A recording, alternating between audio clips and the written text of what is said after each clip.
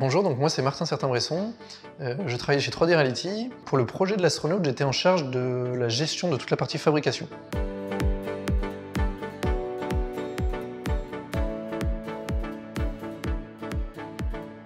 J'ai eu plusieurs missions. La première, ça a été au moment d'assister la direction artistique dans leur idée finalement de la réalisation finale. Donc ça a été de leur apporter des conseils pour leur dire voilà, ça paraît réalisable, ça c'est un peu utopiste, on va pas pouvoir le faire. Ensuite, une fois que Xavier avait fini de faire donc, cette magnifique sculpture, la mission, ça a été de faire en sorte qu'on puisse l'imprimer, donc mettre un fichier dans les machines pour qu'elles puissent fabriquer les parties de l'astronaute. À partir de la conception de Xavier, moi j'ai fait un découpage des éléments et je suis venu concevoir des éléments d'assemblage pour que toutes ces parties qui ont été imprimées de façon distincte puissent être assemblées et former l'astronaute fini.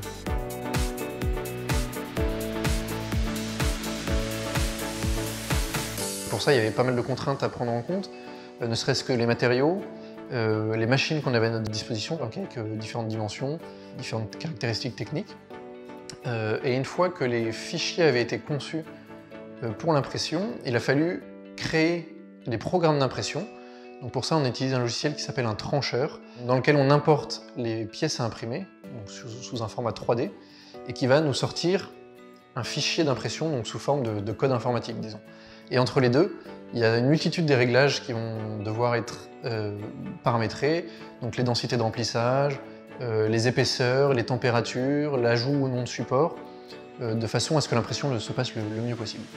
Donc concrètement, l'astronaute, il est composé d'une quinzaine de pièces principales, c'est-à-dire le pied avec le tibia, le genou, le bassin, le buste, la tête, et ainsi de suite, et une quarantaine de petits éléments à part, donc des éléments d'assemblage, la visière, des éléments de jonction pour les tubes du respirateur. Pour nous, le projet de l'astronaute, c'était un vrai challenge, dans le sens où, comme souvent dans nos projets, finalement, on est amené à faire une réalisation qu'on n'a jamais fait avant. Donc on est obligé de trouver des solutions techniques pour arriver à nos fins, tout ça en respectant un délai, puisque c'est important de livrer dans les temps, surtout que là, la pièce était présentée à un salon au moment de sa livraison. Et donc pour relever ce challenge de délai, forcément il a fallu s'organiser, bien coordonner les équipes et les personnes avec qui on a travaillé. Au final, il y a une très bonne cohésion d'équipe et un très bon état d'esprit qui ont fait finalement qu'on a réussi à relever le challenge. Donc là maintenant, toutes les pièces pratiquement sont finies d'être imprimées, donc j'ai hâte de les voir assemblées, peintes et surtout j'ai hâte de voir le résultat final.